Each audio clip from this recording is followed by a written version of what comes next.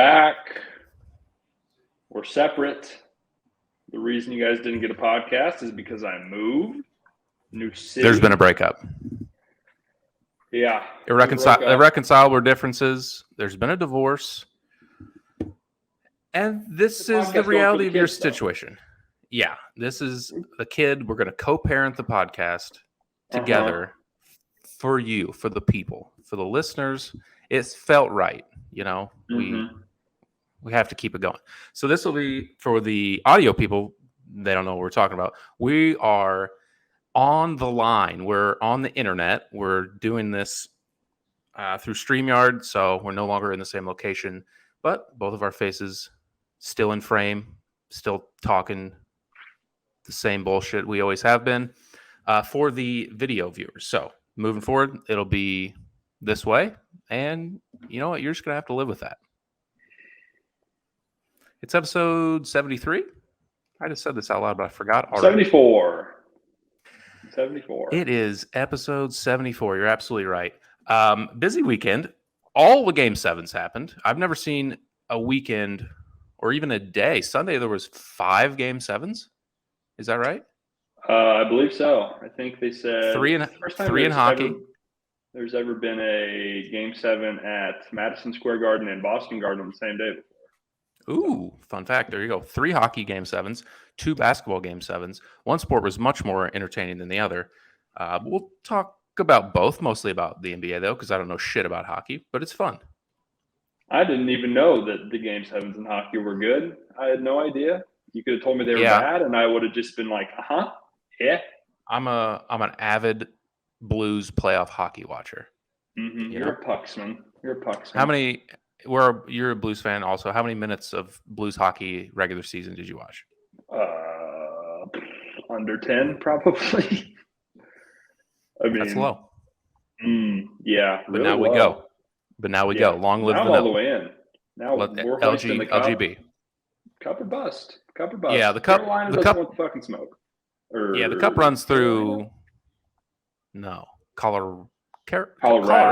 Avalanche. The cup runs through St. Louis. We do. I get those teams confused. Yeah, they're both fake places, fake teams. We're the last team to win a real Stanley Cup. The last 2 don't count. They're both Mickey Mouse, no fans, bubble. We really are the reigning NHL Stanley Cup champions. Yeah, the playoff format as we know it, the cup runs through St. Louis. The rain is on. 2 years ago, it was full bubble, no fans whatsoever. And then last year, there was no fans in Canada. Or limited in the U.S., maybe. So those are both completely fake. They don't count. Like LeBron's. Tampa Bay, not a real town, not a real team, not real titles. Just like LeBron's 4th, it doesn't count. Mickey Mouse. And it is what it is. Speaking of things that don't seem real, you logged on and started a TikTok account recently. So you've started to manage the Thoughts and Friends. The show has no posts, so no need to follow. If you want to, it will soon. This episode, maybe this audio that you're listening to right now, will be in a TikTok. So this episode will have little clips that will be posted to TikTok for those listeners that are 14. Go follow us on TikTok. Looking to branch out, grow the junior high listeners. So we need to get a little younger with our demo. I think. Everyone's trying to get younger. Everyone's trying to get into that bracket, and we're no different. So I've been on TikTok, and it's the show account. So it's a brand new account. And for those that don't know what TikTok is or how it works, there's this really advanced algorithm, and you can add to this because probably a little bit more, but it's based on it's just a constant stream of videos, and based on what you watch and how long you watch it, there's an algorithm that feeds you videos based on your interests, based on those factors. Are there any other factors? How long, what you watch? It's watch time. It's likes, obviously, stuff you like. Yeah. It'll feed you. I haven't liked anything yet. Stuff. And then just general populace, I think. But it's very catered to how long you watch stuff. Yeah. And then you can like designate certain content as stuff you don't like, and it'll learn more based on those decisions. You can like videos, you can follow people, so you're going to see all their stuff, and it'll work off that. But I logged on to our show account. It has no posts, no likes, no followers, and so it's just a bare bones, brand new account. And I start scrolling. Third video in, I'm greeted with a woman just breastfeeding. She's just full breast out, small infant latched on. And this is for kids. I don't know what I'm being fed. Speaking of being fed, pun, the kid was going at it. How is this on the internet? Third video. This is for kids. Well, Wes, it's educational. You know, it was beautiful. It's biological. It was lovely. There's nothing inherently sexual about a child receiving nourishment from its mother. I would totally agree. It's a beautiful thing. The circle of life. It's incredible. Why is it on TikTok? Why am I being shown the third video of the brand new account? Testing the waters. It got like 4 views from 4 cycle throughs of the video. I just was in disbelief. So I was later fed more breastfeeding videos.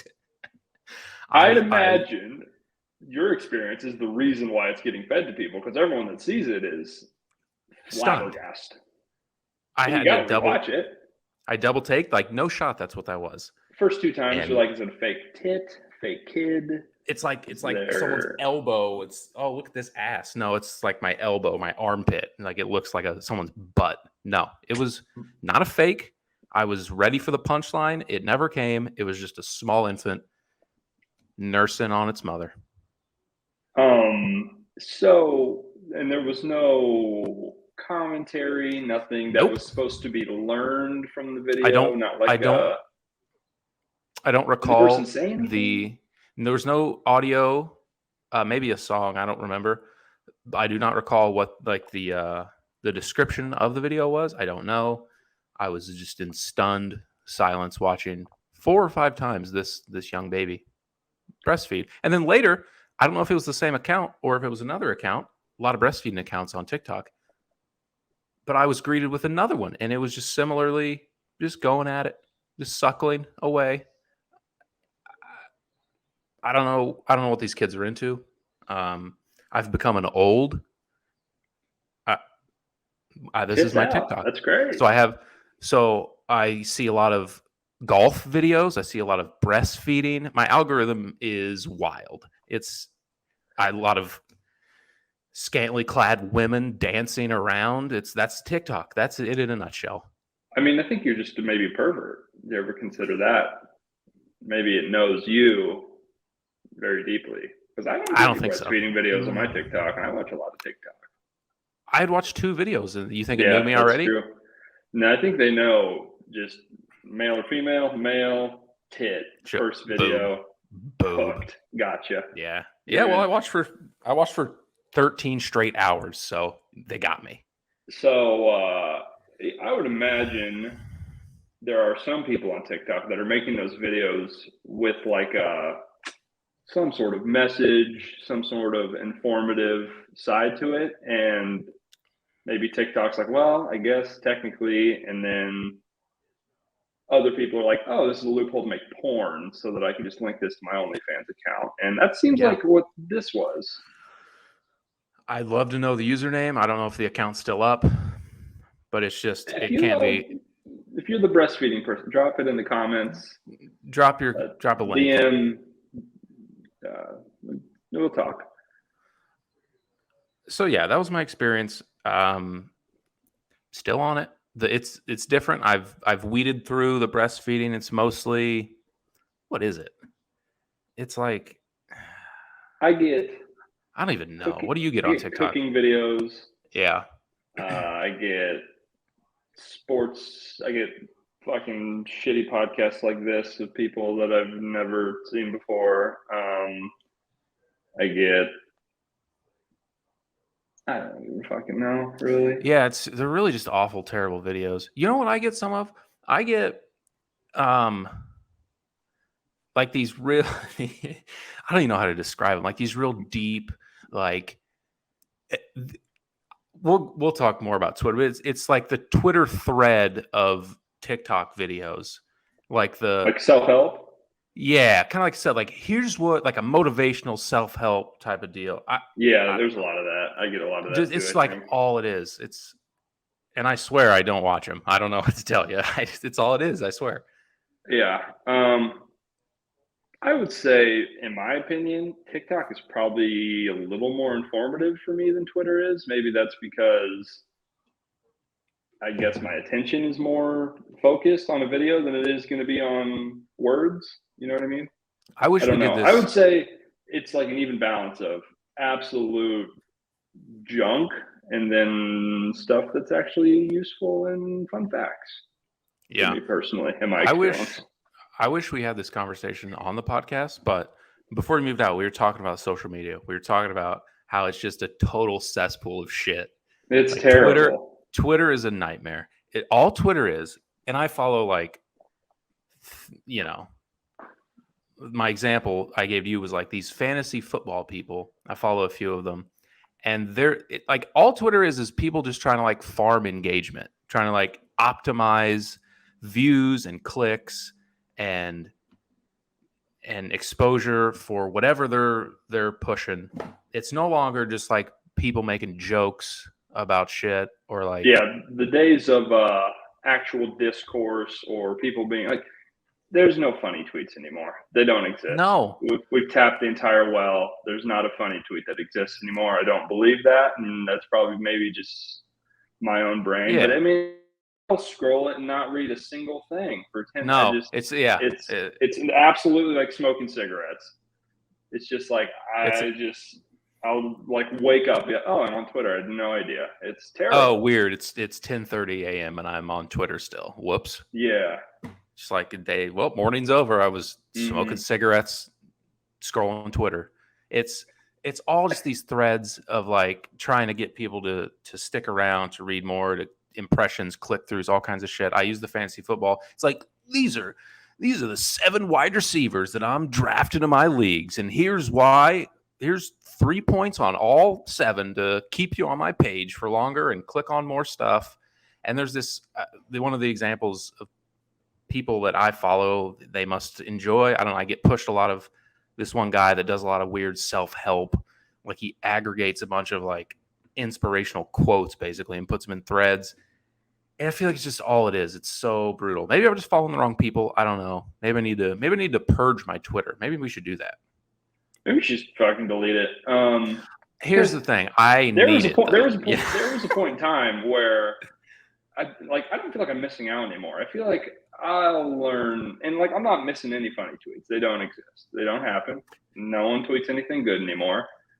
In the news, I'll get it. I'll get an ESPN notification. I can set up the notifications for any news, but like I'm watching all the games that they're talking about already.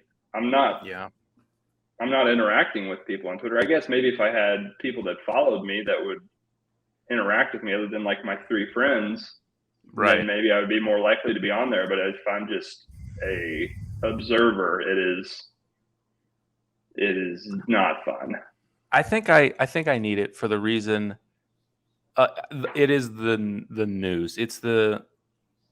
I do enjoy the instantaneous news in football season. I enjoyed a lot for all the injury stuff, all the beat writers chasing around stuff, whether it be training camp or during practice.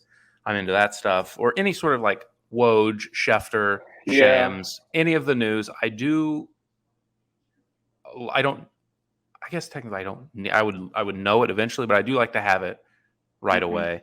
Maybe I should just follow like 10 people and just use it as like there's so many people, like my friends. I don't need to follow you. You know what I'm saying? Like the amount of people I probably follow that haven't tweeted in like a decade is probably but not that that's affecting my Twitter experience in any way, actually, now that I think about that. So I think it's like celebrities or like people that are trying to basically just weaponize social media and Twitter for like their own gain.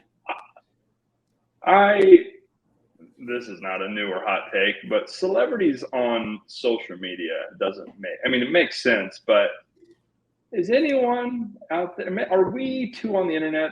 Are there people that are like, this person's so relatable, they're on Twitter? I mean, it's 2022. Everyone has to know this is just a marketing tool, and they're just nothing pushing, that you say is what you mean or feel at all. No shot. No, they're just pushing their product. They're just pushing whatever they're doing, their movie, their album.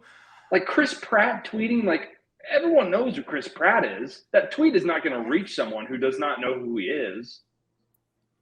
You know what I mean? People of that stature that post on social media. If you're I think it's just relevancy. It's just staying out there, staying in the scene. Marvel. I don't know. At some point, it's we're at 100%. We cannot exceed 100% exposure. Maybe they do. Maybe they enjoy it. Maybe they love the hit. Maybe they love the engagement. They love what percentage? You mentioned Marvel. Take a random group of 10 Marvel actors, whoever. How many of those 10 run their Twitter account? Marvel actors? Yeah, just whoever. I was going to say how many celebrities, but big time actors. How many run their Twitter account? I would say under 1 out of 10. 0.6 per 10. Probably maybe zero. Maybe zero. I don't know. I mean, depends who you're classifying as. If people that are literal heroes that they make movies about in Marvel, probably zero. It feels or they just don't have it. It feels like to me that Chris Pratt runs his own Twitter. It's why he's good at it. It's why don't get me wrong, he's not the only one with the password to Twitter, but it feels like he has a phone in his hands on Twitter. You think maybe he's Magic Johnsoning his Twitter? Magic Johnson's this is what I want. Tweet this. Yeah, I don't think so. I think he is on there. This made me think of someone else. If you're that big a celebrity, scrolling Twitter, what? Why? It's good to be famous. It's good to have everyone love you. I mean, I guess I bet a lot are of probably not. Yeah, don't love you. Especially no one outwardly goes out to comment on things positive. I mean, some people do. Yeah, but for the most part, if you are putting energy out to comment on anything, it's usually negative. Yeah. It made me think of someone. We talked about the likability and how he's kind of navigating as he gets closer. We did it when he retired.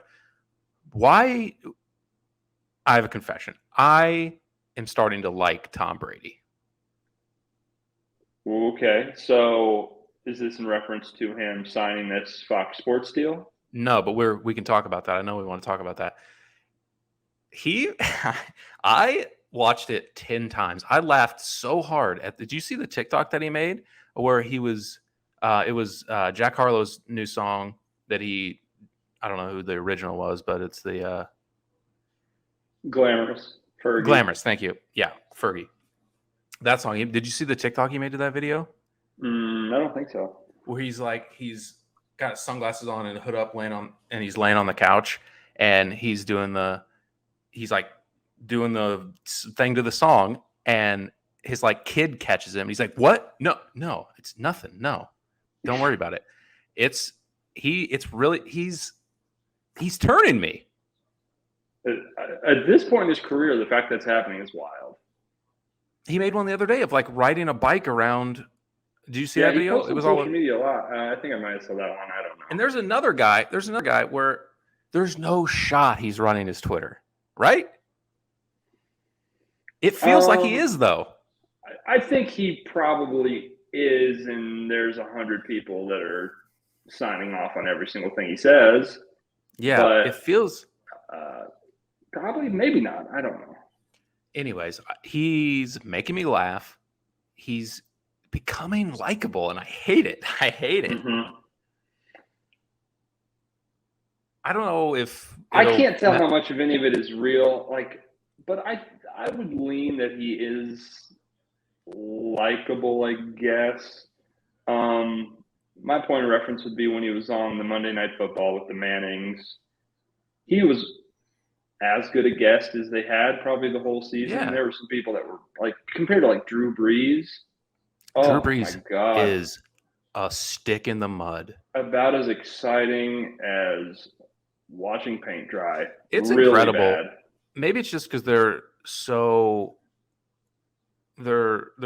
deep into the game, but even like outside of it, it's incredible how two of the best quarterbacks ever in Manning and Brady are also so good on the mic and so well spoken in a way that's entertaining. It's just, it feels, I guess we're transitioning into that, guys are having podcasts, guys are getting hired to do on-air stuff more often because people want to hear those point of views. But those guys, I will just listen to them forever. They're becoming likable. Not that I ever disliked Manning, but Brady is just, he's turned a corner so much. He beat my team in the Super Bowl twice. Hate the Patriots, hate Boston. But now that he's gone, he's making funny TikToks. He's like winning the heart of America. Yeah, I think there's definitely a part of the Patriots culture that you're not allowed to have a personality or really show your personality That's publicly. True. That's true. Probably looked down upon.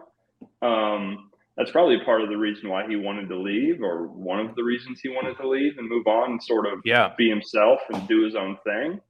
Because he has so much after football. He has so much going on.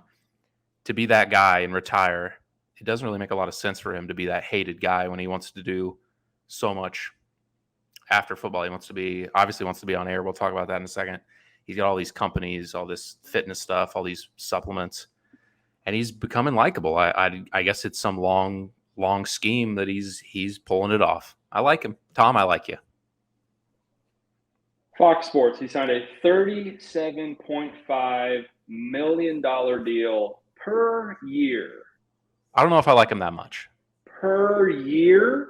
That's so much goddamn money. How many NFL players make that much? None? 10 years, playing football? $375 million. I believe Mahomes makes, in his new contract, he gets like 40. I think Allen also does. So like two guys, he's going to make more money not playing football than... Oh, yeah. He's going to make more money in a single year than he did in any year he played football, for sure. Is he that funny? I don't know. But you're not paying for his skill. You're obviously paying for Tom Brady because he's Tom Brady, because he's the greatest football player of all time. Like, if Michael Jordan wanted to be on Inside the NBA, they would give him that much money probably. Yeah. Well, you got to consider for the network. I mean, are people... So he's going to do what Romo's does. Or he's going to be the color guy for whoever they choose. Who I don't know who that's going to be now, because both Aikman and Buck are gone. So, I don't know who they got. I thought they Trico? No, he's with NBC. I thought that's right. Announced it was. And also, when does this start? When is he? Whenever he's ready. Whenever he retires. So it's just a standing offer. Yeah, it just kicks in whenever he retires. While you look that up, who their football guys are. Rodgers' new deal has him making $50 million annually, average per year. It's a 4-year deal. Deshaun Watson's new deal has him making 46. Mahomes is 45. Allen is 43. Derek Carr, $40.5 million a year. Stafford, 40. So a lot of these new money deals that have yet to kick in, or some are just kicking in now, are just over what he's going to be making in the booth per year. Kevin Burkhardt will be the play-by-play that he's going to be working with. That could change a year from now, but as of now, that's the plan. That doesn't excite me. Like, I'm not – I watch all the games anyways. I don't give a shit who's on the call. I really do not care. But just some like average fan that watches, the Fox game of the week at 3:30 and might catch the Bears game at noon or whatever. Like, is he intrigued by Brady on the call? I don't think after the first 3 weeks anyone's watching for the announcers. Like, nobody cares. Like, it's just not. I mean, it is important, and a good announcer and a bad announcer makes a big difference. But it's not something that you tune in for to listen to. No, it can only, in my opinion, it can slightly enhance, and there are guys that I prefer, but I don't care. It can only make it negative for me if they're bad. Like if they're good, like I they're kind of like referees. If they're really good, if I don't notice you, if I don't notice you, you're doing a great job. So, but I mean, the money in advertising, you'd have to think is going to be that. I mean, that's what they're going for, I would assume. I don't know. I don't know why he wants to do this. Because he's getting $37 million for 10 straight years if he wants it. Yeah, I guess. But, I mean, he could make that doing anything he wanted. He could make that sitting on his ass doing commercials. Well, he can still do that. He works 1 day a week. Yeah, I guess. For 4 months. His whole thing since his pseudo-retirement, it's been just strange decisions and weird moves that don't seem to add up, in my opinion. I don't know. It's been a very odd offseason for Tom Brady. Like, I would have never – he always struck me as kind of a ride off into the sunset and never hear from him again type of guy, but I guess not. Throw some funny tweets out every now and then and just kind of hang out, but I guess not. Play a lot of golf. Some multi-million-dollar businesses I've never heard of. There's just a big part of me that feels like it was so calculated that he just wanted his name in the news, in the mix, all off season. I feel like he knew he was coming back when he retired. Mm-hmm. I don't know why I think that. It was just a big stunt. I don't know. Yeah, I wonder if him and Arians didn't get along, and it was a me or him sort of situation. I've seen speculation of that. Yeah. Maybe that's the case too. You want to know the most shocking thing that I found with this whole thing? Yes, I'd love to. Jim Rome gets paid $30 million a year, and also Jim Rome is still a thing. Oh, I thought you said Jim Nance. Jim Rome. Rome is Burning. You remember that show? No shot. I remember that list. He was the highest paid sports broadcaster. No. Are you sure? Jim Rome, CBS Sports, $30 million a year. You're looking at it right now. Yes, Jim Rome. What does Jim Nance make? Like 12, I think. I saw. I thought my brain. I just thought that was Jim Nance. No, that's Jim Rome from Rome is Burning. The guy. Holy shit, that guy sucks. Does he have a show? I hate Jim Rome. That guy sucks. The thing about it, regardless of what does he even do? I don't know. I think he has. Does he have a radio show? Yeah, I think he has like an afternoon, like Skip and Shannon first take type shit. I think. That's crazy. You're paying someone $30 million, and I was like, I assumed he was retired. And I'm as big of a sports guy, sports media guy that is close to as big as you can be. I don't know the name of his show. I didn't know he was on air. That's a bad sign. I mean, what the fuck? The Jim Rome show? Let's see. I don't know. I don't know. Is this still on? When I think of Jim Rome, all I think about is Jim Everett. Yeah, beating his ass. Yeah, kicking his ass when he calls him Chrissy. So funny. If you haven't seen that, go. Yeah, the balls on Jim Rome in that clip. What is he doing? No, that's his deal, dude. He gets under people's skin. He's edgy. He's edgy. I know. I can't even find what his show is. That's a bad sign, folks. I don't know what he does. I have no idea, but he gets paid $30 million. I'd imagine CBS Sports isn't feeling great about that investment.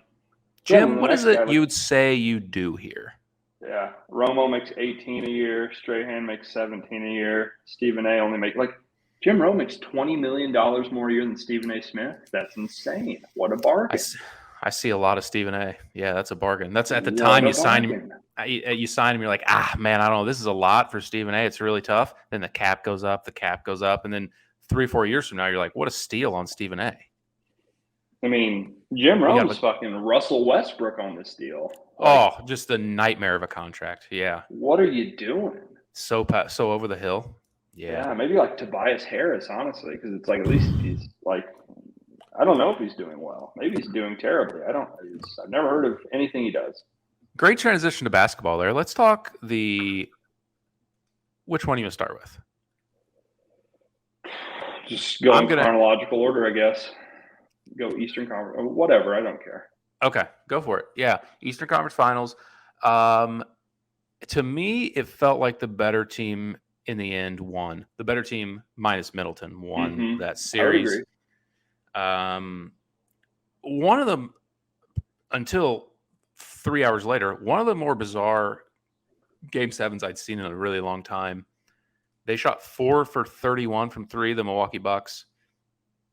And they kept Grayson Allen on the court. They played a lot of Brook Lopez. They did their drop coverage like they always do. And they let Grant Williams just bomb threes, who shot like 40% in the regular season. He didn't shoot a great percentage, but he shot like 18 threes. Made 7 for 18, I think. Made 7 of them. Like, he just let him keep shooting. He just shot about his season-long percentage, and they just watched him shoot threes, and they lost by $1 billion. I didn't understand the game plan. Yeah, Ime Udoka coached circles around Bud the entire game. Probably for a lot of the series, to be honest with you.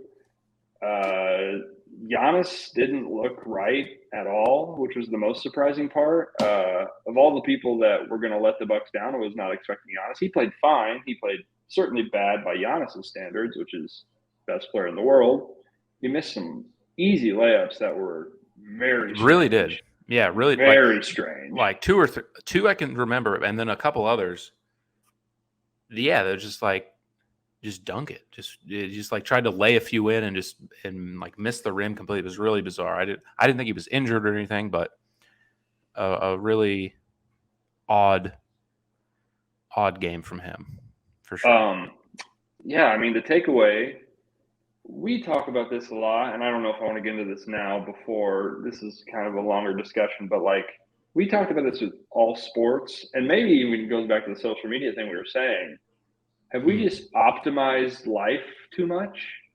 Is there like a formula for winning everything? And we've basically boxed ourselves out of room to falter or leave that path. Like, there's NBA makes more threes is going to win every single game, almost without fail. It is an extreme anomaly for a team to get outshot from 3 and lose. Baseball, it's, home run, walk, strikeout. Yeah. There's no room for any sort of nuance, any sort of different style. If you're not playing that way, you're stupid, yada, yada.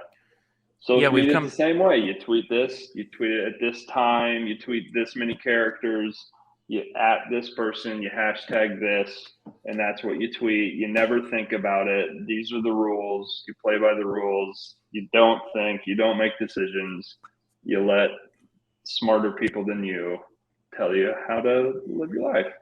Yeah, we've optimized baseball to an unwatchable place. Like, it's one of the worst products I've seen in a very long time. It doesn't help that it's mid-May, and I really don't care about any of these games, but it's so tough to watch. Any exciting play has just been analytics out of the game. There's no action on base paths because you don't want to lose runners because you're waiting to run into a 3-run home run. It's all of it's optimized. I'm surprised.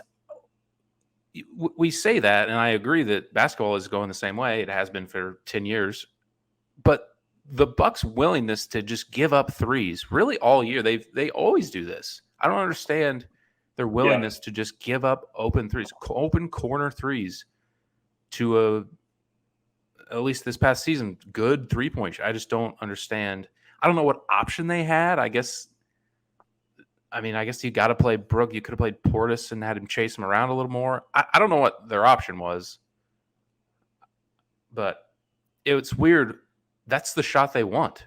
You're giving them a wide open 3. That's what the offense have Tatum or Jaylen Brown get to the rim for a dunk or dish to an open three. Like, that's basketball now, and they just let him do it. I don't understand why he stuck with that. I don't get it. It goes back to our earlier point of every team or every, I guess, pundit's idea of what teams should do is, well, make the other guys beat you. Just make the other guys beat you. In 2022 in the NBA, the other guys are all really goddamn good. Rarely is there a single player on the court that is not a 35% three-point shooter and is not many gonna scrubs. hurt you. There's no bad players. That's why expansion is imminent. None of these teams, especially at this point in the season, at this point in the second round of the playoffs, everyone that's out there is a great player. So Bud deciding to leave a guy who shot 42% from three this year wide open every single time and let him do whatever he wants, I guess, is, just echoing what you said, but it is an odd move for sure. And they were so easy to get to that spot. I think Tatum ended up with like 7 or 8 assists. It felt like he had 15 or 16. I texted you that because he could just switch onto Grayson Allen or whoever. Like, Connaughton is a better defender, but they could just breeze past Grayson Allen and just corner either wing and just feast on wide open threes. They shot like 50 threes. It was just they just over and over and over, and they just let him do it. Brook Lopez was standing under the rim. And when they did attack the rim and decide to go all the way, he did a good job of protecting the rim. He's good at that. But I just didn't understand. Bud kind of fell into, like, before they won, and we were all wondering if Bud was the reason why the Bucks are losing to the Heat in the bubble, why the Bucks are choking away a lead to the Raptors the year before that. He kind of has a little of he's stubborn. Doc Rivers would be the example of, this is the game plan. They're going to absolutely torch it in the first half, and we're going to keep running it in the second half. Whereas Udoka, he's changing, morphing the entire game. He's throwing zone. He's switching out lineups. Speaking of switching, I mean, we'll get to it in the next game, but you got to make some personnel decisions. Like, you can't play Grayson Allen in that game. I would argue any minutes. Unless Pat Connaughton breaks his leg, Grayson Allen can't see that floor with how bad he's been. He's like an average like minus straight. 30, like minus 30 both games. Yeah, it's insane. And I don't know what the option was. Javon Carter's a better defender. Yeah, and he's played better in stretches. I mean, losing Middleton at that wing, a reliable guy, is really tough. So, but just to go down with the ship and just get 3-point barrage to death is so bizarre. I don't know. I think if he didn't win last year, I think he gets fired this past offseason. I don't know how great of a coach he is. He's having the luxury of having one of the best players I've ever seen in my life on his team. I don't know. I think offensively he's a really good coach. I think they use Giannis really, really well, which he's the best player in the world, but still has a very unique skill set that you have to cater to. Defensively, I think they just run so much of that drop coverage that every NBA team runs.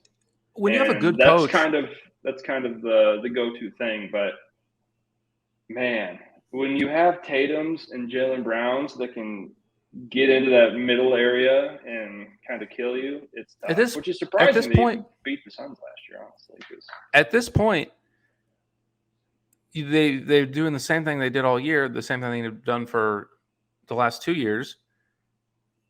When you have a good coach on the other side and excellent players, and you see it for 7 games, you're just so prepared. You can make so many adjustments and tweaks and have so many variations of what you can do because you know exactly what you're going to get. You know exactly what you're going to get. And they just ripped it apart. Not every 3 Grant Williams shot was wide open, but it was like practice threes. Most of them were. I don't know. What in the offseason do you see them do? I saw someone talk. I think losing DiVincenzo was huge. I know I was really sad to see him go for that team. I thought he fit really well. I don't know if there's going to be opportunities to bring in more players like that, but I mean, Grayson Allen can shoot. I'll give him that, but man, he was just exposed so bad. I don't know what they do this offseason. Maybe they just run it back with Middleton healthy, but Yeah, I mean, they're big three. They're locked into those guys. So it'll be it'll be secondary pieces. We'll see who's available. But, I mean, it'll be role players. Role players, as we've seen with both these series, the role players are the guys that if you have the Giannis and the Jason Tatums, the role players are going to be the guys that win you these games. So, yeah, I don't know who's available. They're gonna. I think they need more scoring, but watching them without Middleton, obviously, I'm going to say they need more scoring. When you get him back in there, that's probably not an issue. But I don't know. Their offense. If they have Middleton, they probably just win this series. I don't know. Probably. But they gotta. Portis was back on a 1-year deal. They got to decide what they're going to do with him. I think he fits really well. I think Connaughton's due or soon due. He's an important piece, good shooter. Solid defender. Portis they signed for like the minimum, so that's not going to happen. Yeah, he came back. He's going to be gone if he's smart. He might be restricted. I don't know what they decide to do, but he can make way more money somewhere else if he wants to. So they have some decisions to make. I don't know what they'll do, but yeah, the big three will be back. The second game, I thought the first game was bizarre. Let's talk about the Celtics, because I think we don't want to dismiss that the Celtics played really well. The Celtics look like a goddamn juggernaut right now. I am so impressed that they won this series, because I would have put a lot of money down that after they lost Game 5, they were not going to win the series. I would have been very confident saying that. To lose on that Drew Holiday steal in what was pretty crushing, I would have said they were done. For a team that young, I guess they're not that young. Their stars are young, but the rest, they've got, Smart's a veteran, Horford's a veteran, Tice has been around the block a little bit, but rookie coach, Jason Tatum's, top 5? Yeah, dude. Yeah. I've been saying it. We did that draft, and then the next episode. When you parse it out, it's like this is. Am I crazy if I say Jason Tatum's better than Kevin Durant? Am I a prisoner of the moment if I say that right now in 2022? Is that insane to say? Probably still, right? Because we do this. Bud just wins that last game. No one says Bud's a bad coach. If Bud doesn't win the championship last year, we say Bud's a bad coach. But now we can't say he's a bad coach because he won the championship. With all the circumstances that go into winning a championship, wins and losses are how we calculate these things. But do we weigh them a little much when there's – Jason Tatum's not the reason the Bucks shot 4 for 25 from 3. Say they make 10 – 4 for 31. Well, they make 12 threes and they lose the game. We're not saying Jason Tatum. Maybe we're not saying Jason Tatum's top 5. I don't know, but that effort, regardless of all that, that's one of the best individual performances in a playoff game, in an elimination game, in that Game 6 on the road, to go into Milwaukee, score 46 against Giannis and the defending champs, back against the wall. He scored almost 50 in that elimination. And hit like 4 threes. Game 6. You're saying 6. In game, did not feel like he had 46 in that Game 7. No, I think he had maybe 30. Yeah, no, 34. Game 6 he was unreal. And Game 7, which was the big thing, we've known since he was his second year that Jason Tatum could absolutely fill it up. We knew when he was in high school Jason Tatum could absolutely fill it up. Game 7 is the stuff when he's reading the coverage perfectly. It didn't seem like he made a bad decision the entire second half. He was controlling the game. He was getting guys the ball in rhythm where they needed it. That's the piece that he had to add to go into the LeBron, Giannis, KD table of guys, and it looks like he's kind of doing that. So I don't think it's crazy if you say he's top 5 at all. That fourth quarter, I said it felt like he had 100 assists. He just breezed past guys, just perfectly finding guys on the perimeter when Milwaukee was getting desperate, kind of chasing around, just finding guys as good as you can. We just watched him one-on-one, obviously not one-on-one, but mano-a-mano, whatever it was, against Durant, just beat him, guard him, stop him, block him several times, lock him up, make it a nightmare for him. I'll take Tatum right now. I will. It might be a little recency bias. It is what it is. Durant he looked old. He's one of the best players I've ever seen, but he looked old in that series. 33, man. I mean, yeah, it's almost off 30. He's gonna be 34. A brutal Achilles injury. Yeah.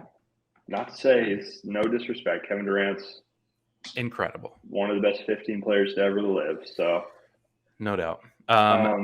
Quickly on the next series.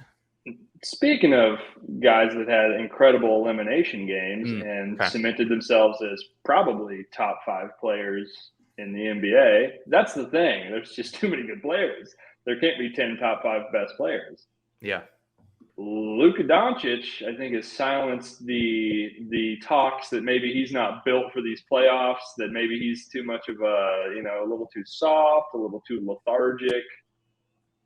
Boy, howdy, did he go in there and beat that ass. Holy shit.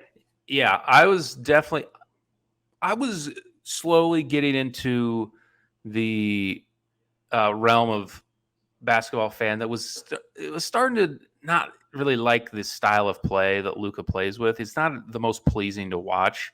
It's hard kind of Harden, kind of Trae Young, just real dribble the ball into the ground. Just a ton of usage. It's not great to watch, but having Brunson and Dinwiddie for him to play off now and them to have the ball in their hands, I mean, they did the exact same thing. It was reversed, and the Game 7 was on the road, but they were down 3-2, and they win at home and then go on the road in Game 7. And yikes. I said that first game was bizarre. That second game, they were down 30 points at the half. They were down like 45 points mid-third quarter at home in an elimination game, Game 7. Their leading scorer had 12 points. I don't know. It was like Cam Johnson or some shit. One of the most bizarre performances I've ever seen in my life, regardless of sport. I don't even know how to analyze what the Suns did. They just. I don't understand what. You said every player on the team played like James Harden against the Spurs in that Game 6 or whatever.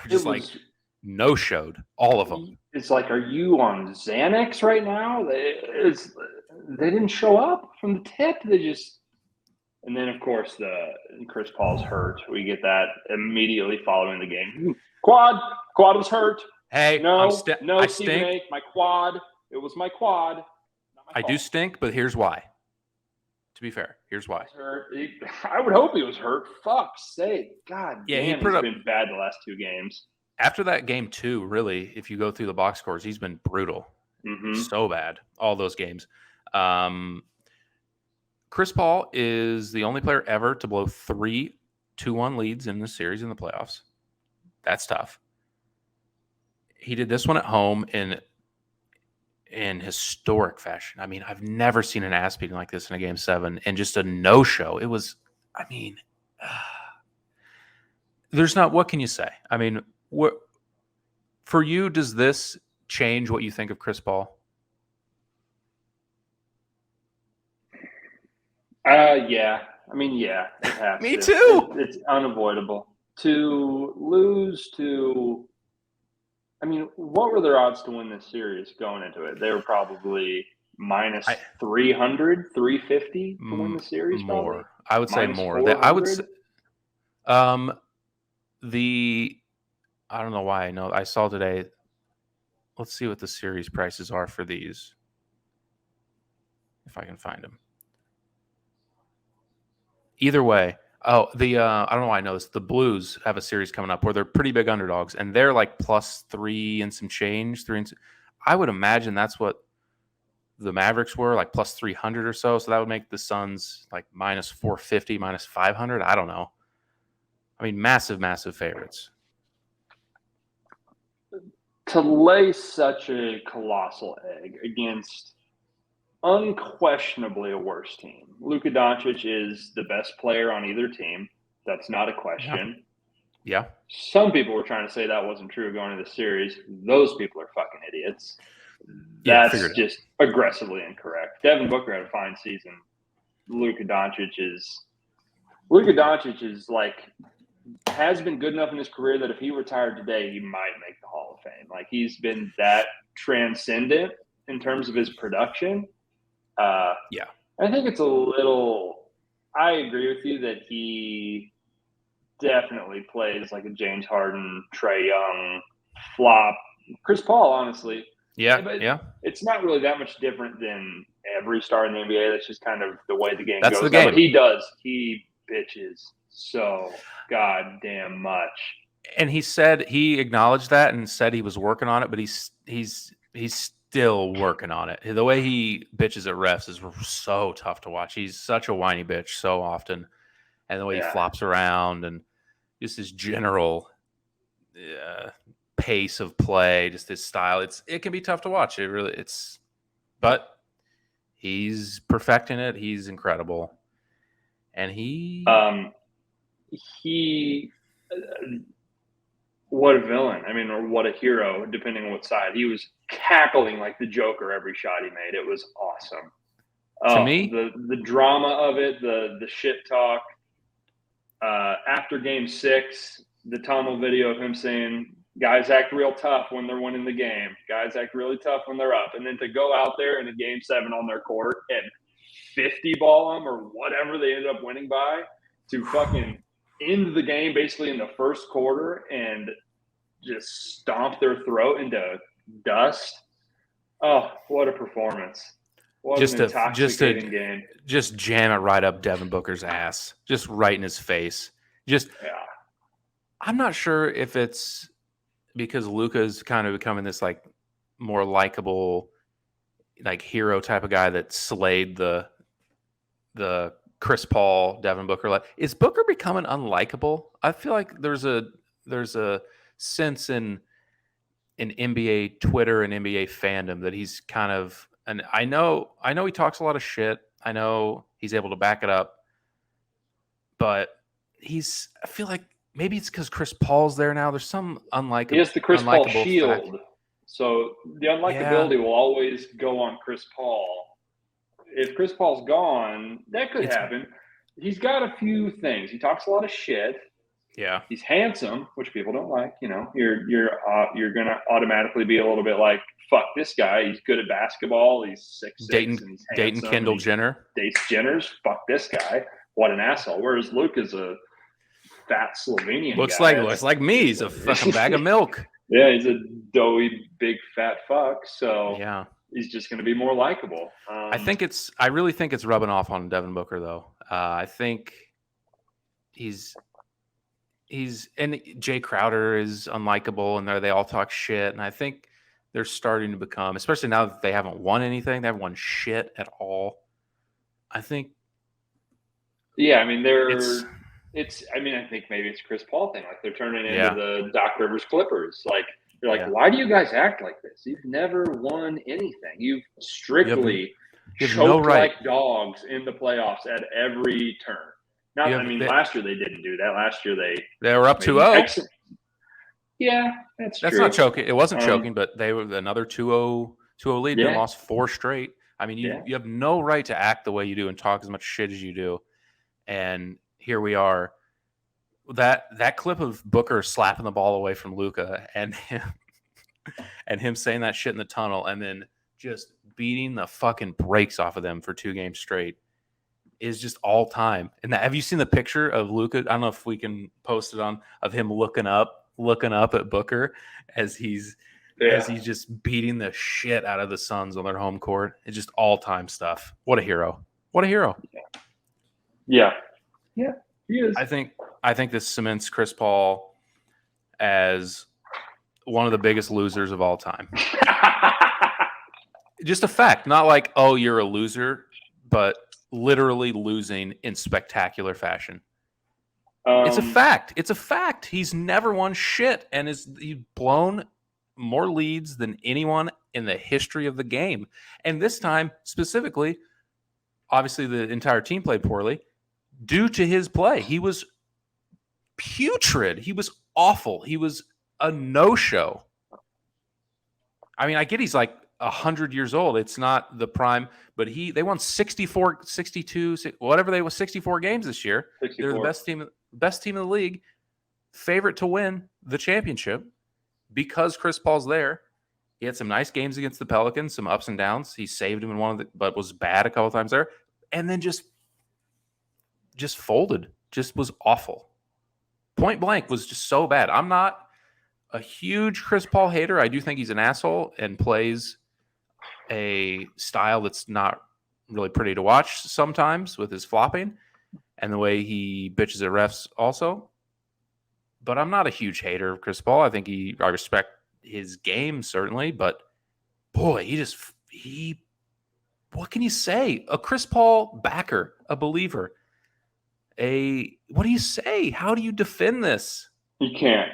For him to be the point god, for him to be the consummate winner, the guy that's going to control the game, the guy that you put the ball in your hands and he can basically just magically, and he kind of does, because, I mean, the Suns were a laughingstock and he got there and they went to the finals. So there is that element. He's a great regular season player. For whatever reason, playoff time, not so great. And I also, he gets hurt. He gets hurt every year. How many of those injuries are real? Had the severity of those injuries? Yeah. We'll never know. There is no way of knowing. That's the beauty of being an athlete. You can always just say, I was hurt. And you can lie, and no one can prove you wrong. Certainly played like he was hurt. He was really good, and then he was really, really bad. Yeah. I don't know. I think he's a guy that can make bad teams and average teams good to above average, but he's just never been the piece that can put you over the top.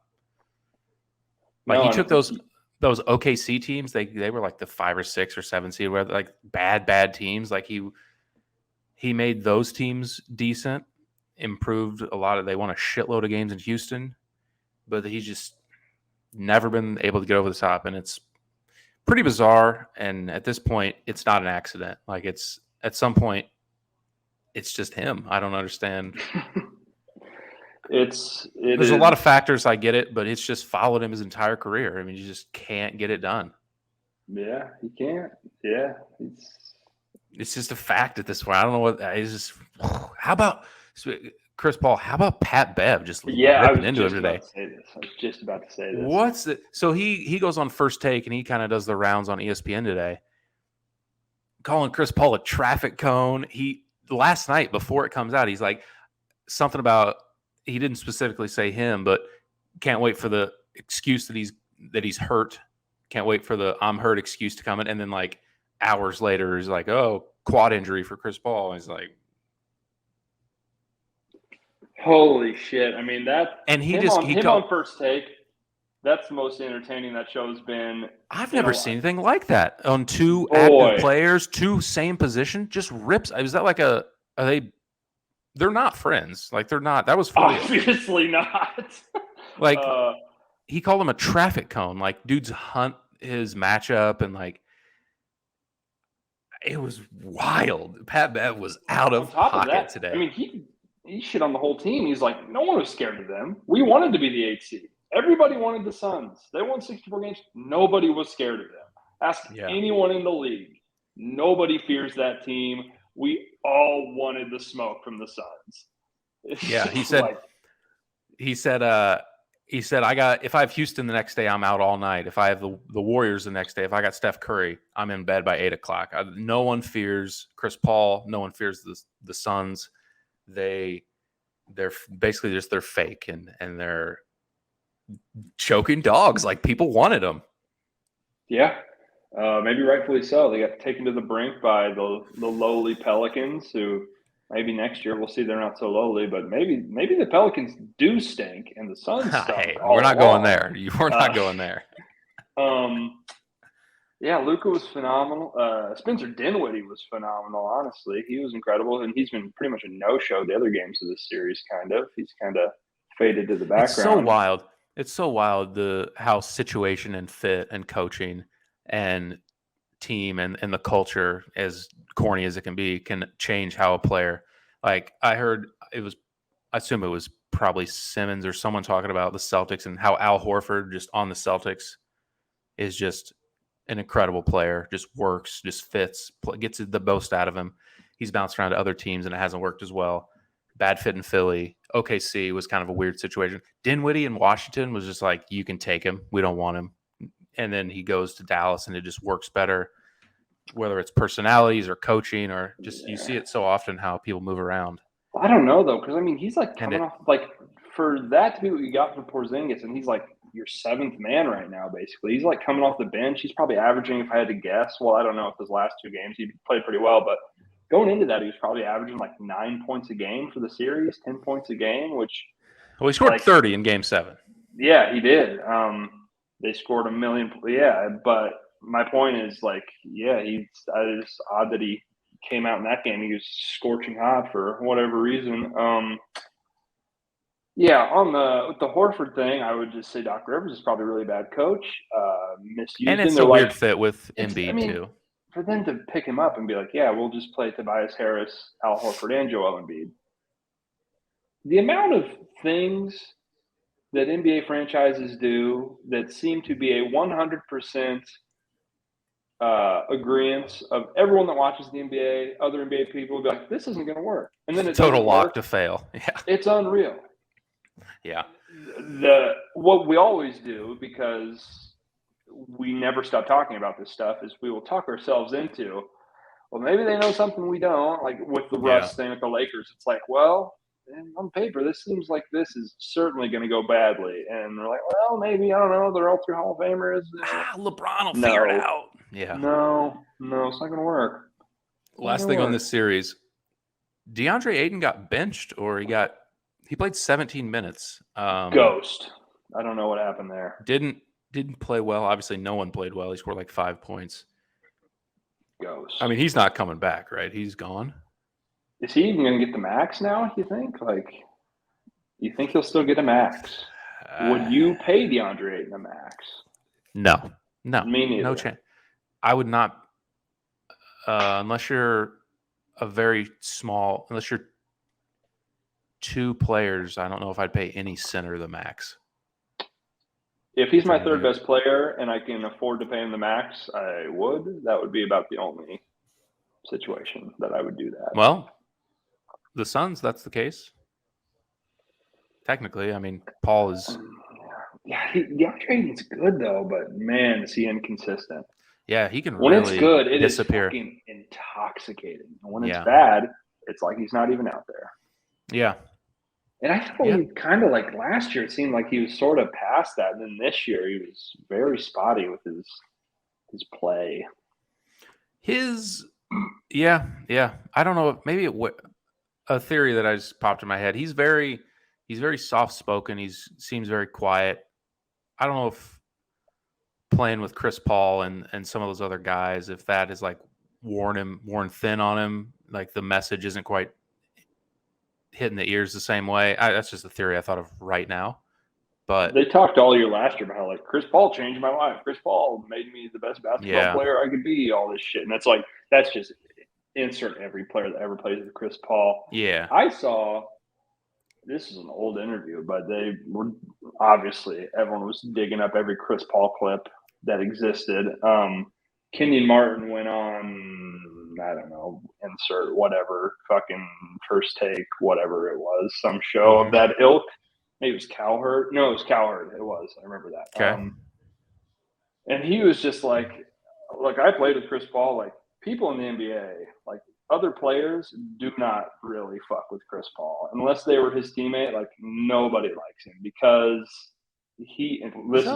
this is Kenny Martin's point of view. This is obviously he's trying, in his opinion, speaking for everybody, but he would basically say that Chris Paul always feels like he is kind of conniving. He's always working with the head coach. He wants to be like the teacher's pet. He's working with management.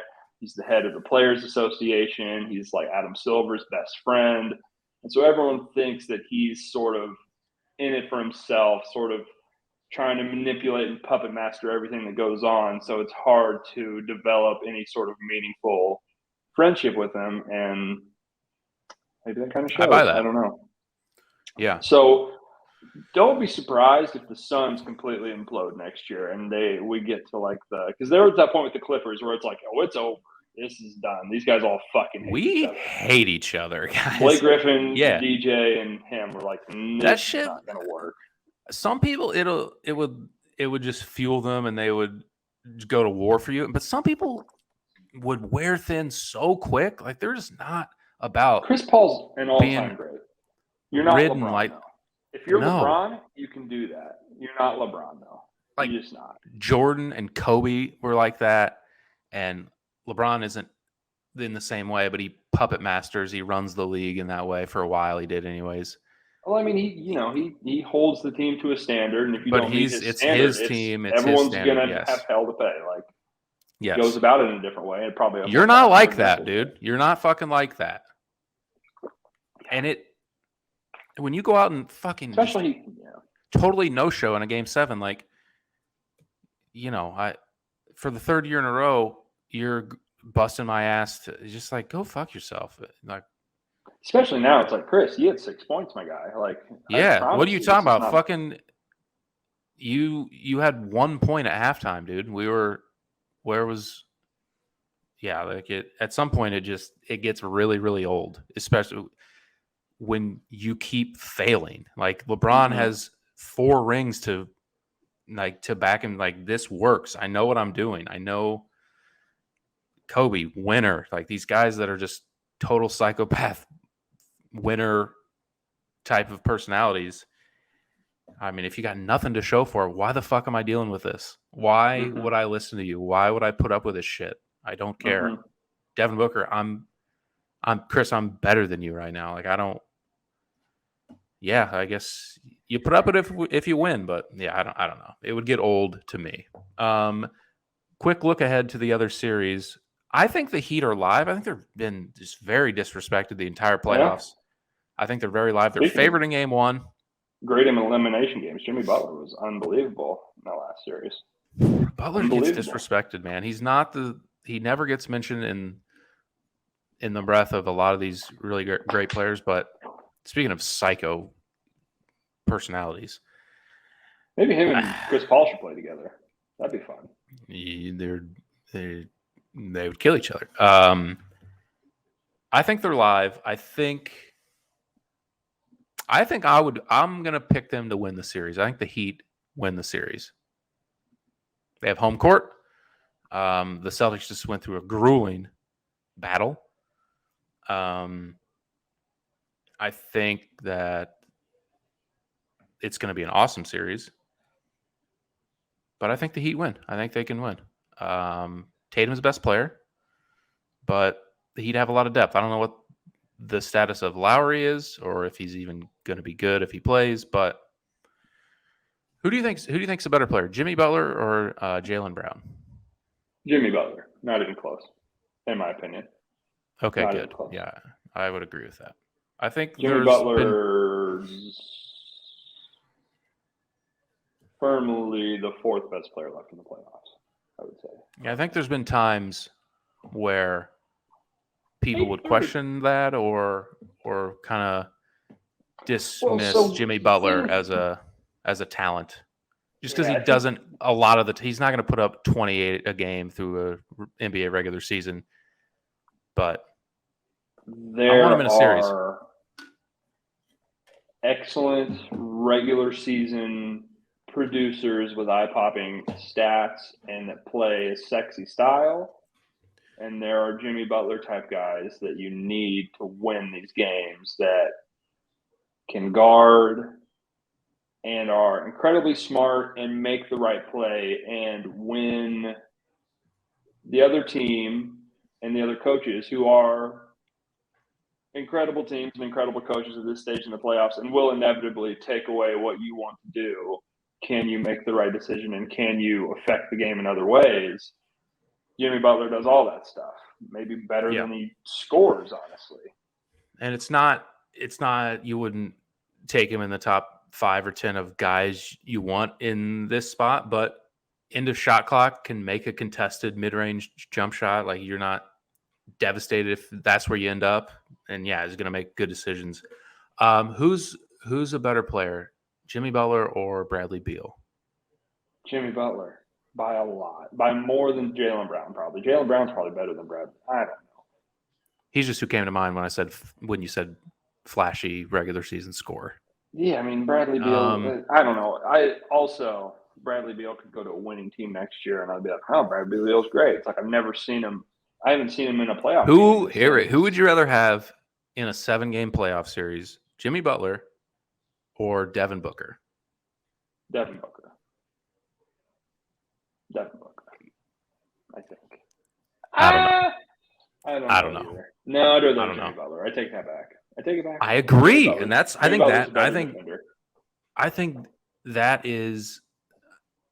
think there's a difference between who do you want for 5 years, who do you want for an NBA season, but in a 7-game series, just give me the wing that can defend.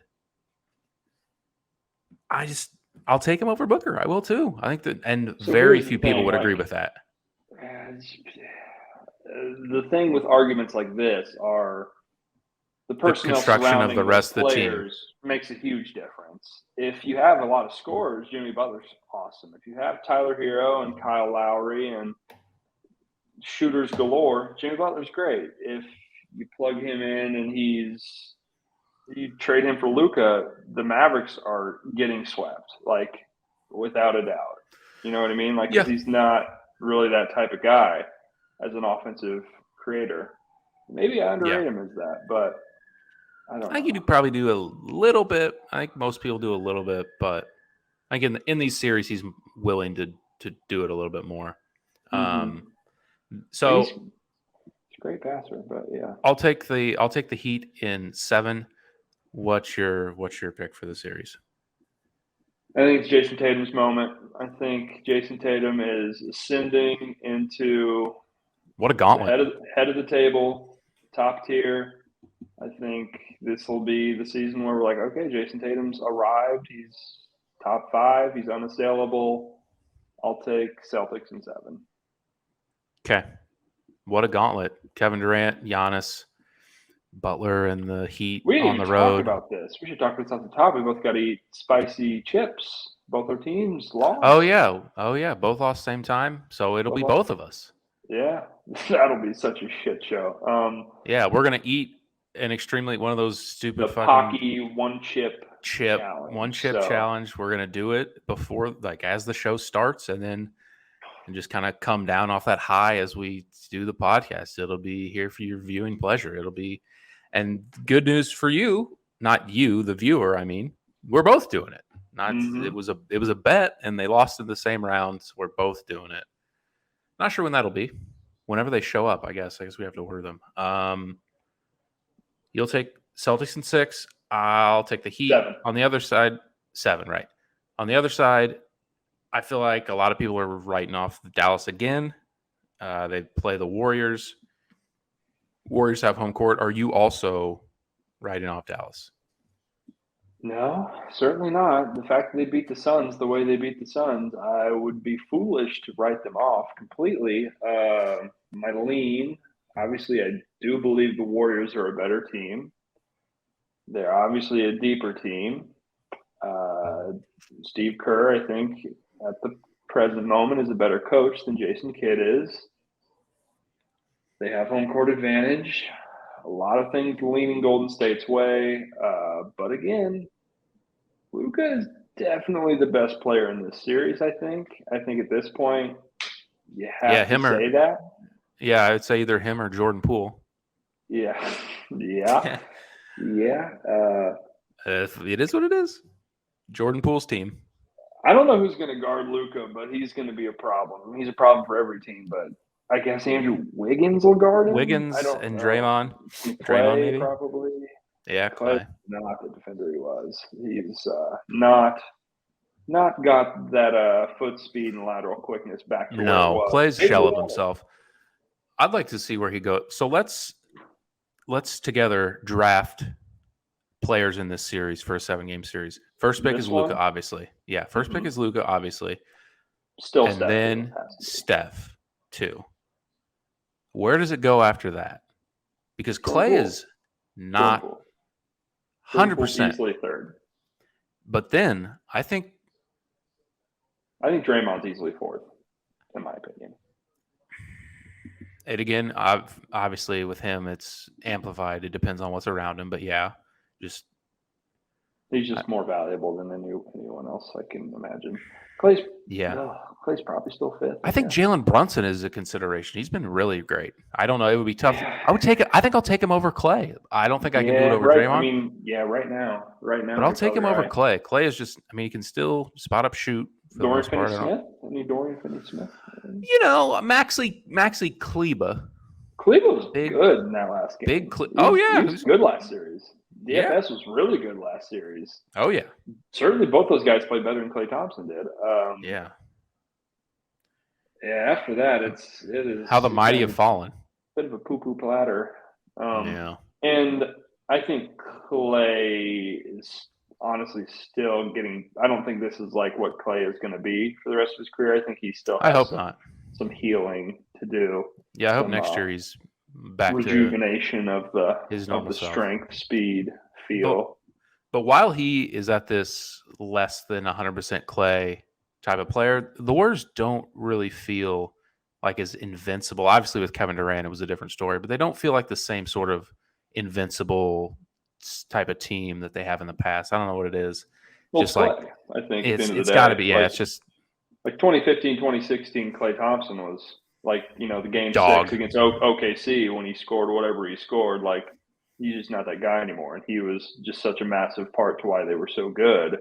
And if he's going to be reduced to more of like a, not to be disrespectful, like a Duncan Robinson, Max Strus type of role, like it's just a completely different team. And obviously you add Jordan Poole to make up for a little bit of that slack, but like that version of Klay Thompson is better than this version of Jordan Poole, as good as he is. Like, yeah, I would agree. The current odds to win the championship, the Warriors are the favorite. The Warriors are the favorite at plus 120. Obviously, bigger favorites in their series against the Mavericks. The Celtics are 2-1. The Heat are 4-1. The Mavericks are 6-1. So, makes sense based on the series odds. I would prefer. I think the Heat. I think they're going to win the series. I think that's a decent with 4 teams left. I think they're very live in this series. We'll see what happens, but I don't hate it. Anything else you wanna hit on for? A couple odds and ends before we go. A couple things. This was a little while ago, and it's really post NFL draft.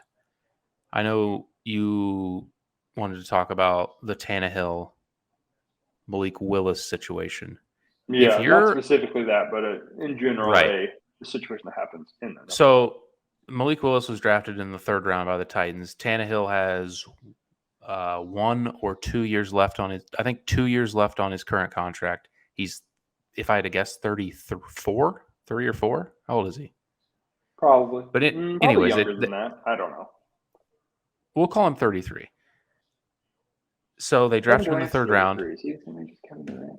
I could just look.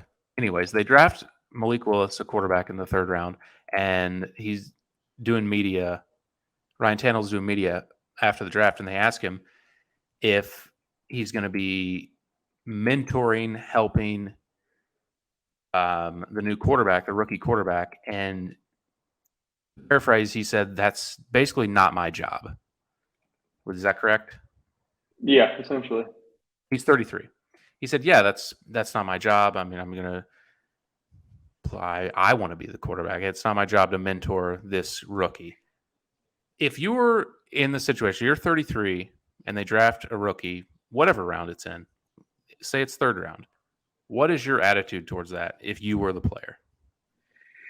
I don't know. I think it's an interesting philosophical decision. I think if you want to keep being that guy, and if you're in a Ryan Tannehill situation where obviously you really need to prove yourself, one, there's a lot of there's a lot of people who are of the opinion that you're the reason we lost in the playoffs last year.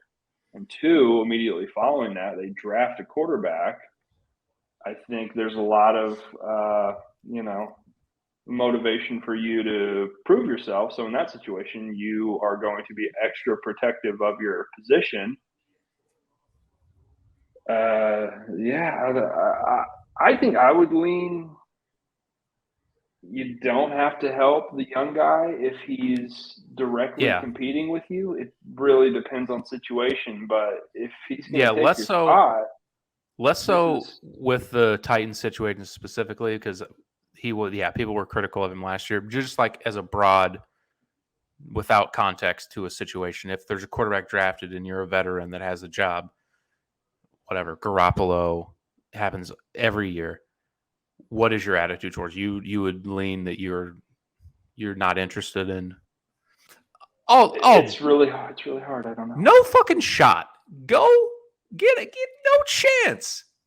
I'm not helping you take my job. Mm-hmm. No shot. No. These guys are the most competitive people in the world. It's said, it's a cliche all the time. They're the most competitive. I just love to compete.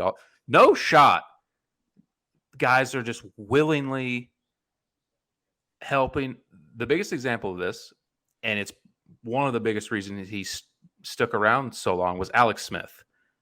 They drafted Mahomes. He was clearly better, and he really, for all stories indicate that he really brought him along, helped him learn the offense, and Mahomes credits him with helping him be the quarterback that he is now.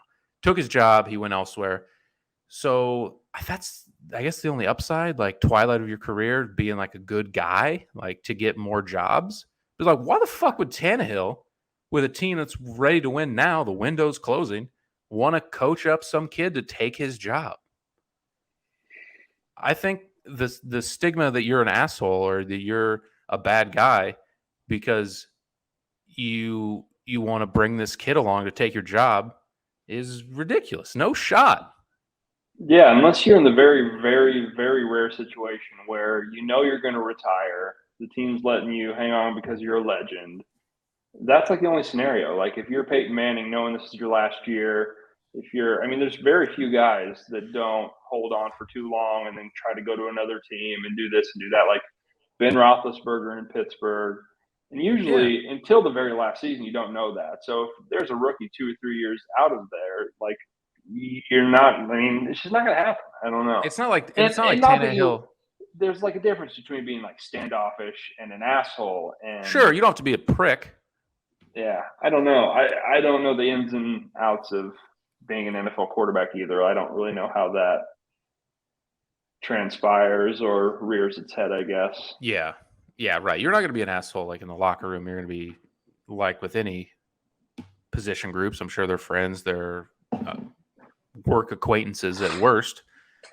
But yeah, I guess my thing is to criticize someone for in the media not being super enthusiastic to bring this kid along to take their job is ridiculous. I don't think Tannehill should be jumping at that opportunity, and I don't think he should be criticized for not saying that. Saying no to me is fine to that question in the media. Weird one. Is quarterback that's really the only position in sports that happens with. Though you get those questions, I feel like off the top of my head, it's really... I guess baseball's kind of this way too, but it's the only sport where it's like if you're second string, you play 0. You do not play at all. You get no seconds. Basketball, like if you start and I don't start, I play 20 minutes. I play 25 minutes. Football, and quarterback specifically, if you're the starter, I play none. I sit over here with a clipboard like a fucking asshole. So that's the difference, I think, and what's what makes it unique. Yeah. Shout out Ryan Tannehill. Do your thing, Ryan. I got your back. It was a 3rd round pick. He can go fuck himself. Yeah. I don't think it's going to make a difference. Malik Willis probably fucking sucks. So. Yeah. You're probably right. Unless all these teams are wrong. Maybe they're wrong. Anything else you want to talk about before we get out of here? Any miscellaneous odds and ends to wrap up? I think we've gone long enough. All right.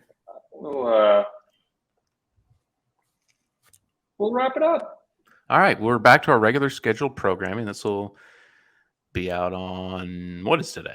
Monday? It'll be out on Tuesday, and then we'll have one towards the end of the week. I was watching, so the PGA Championship is this weekend. I was watching Tin Cup today, and you don't know anything about it, correct? Kevin Costner's in it, and it's about golf. That's all I know. Okay. I don't look anything up about it, please. I need your take on the movie Tin Cup. Huge golf guy. I need your take on it. So we're going to hopefully talk that later in this week if you're able to watch it. I think it's on HBO Max. So you should be able to. Once you get settled in from your big move, I need you to watch it. And we'll talk about it. So the PGAs this weekend, kind of tie that in with my guy Roy McAvoy. So that'll be later in this week. We'll talk about these series kicking off. Maybe talk a little Blues hockey, huh? Yeah, probably not. We don't know shit about hockey. We'll be back later in the week. Thanks for listening to this. Like and subscribe. Go over to YouTube so you can see our pretty faces. And thanks for listening. We'll see you next time.